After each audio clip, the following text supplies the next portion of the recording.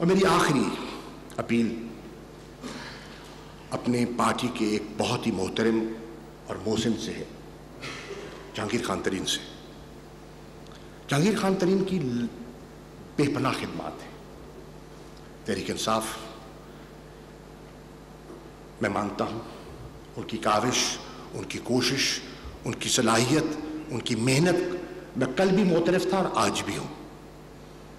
उन्हें खुदादाद सलाहियतें बेपनाह हैं। He is a doer,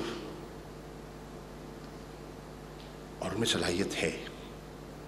लेकिन मैं उनसे कहूंगा कि मेरे भाई सोचिए, आज जब आप सरकारी मीटिंग्स पर बैठते हैं तो फिर मरियम औरंगजेब साहिबा को प्रेस कॉन्फ्रेंस का मौका मिलता है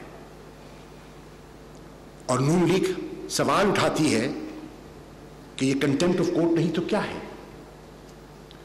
62(1)(f अगर नवाज शरीफ साहब पर लग जाता है तो हम कहते हैं कि ओहदे के अहल नहीं है, ना पार्टी के ना सरकार के। और अगर 62(1)(f हम पे लागू हो जाए तो उसका यार्डस्टिक और हो जाए। तहरीक इंसाफ का कारकुन ज़हनी तौर पर इसको कबूल नहीं कर पा रहा।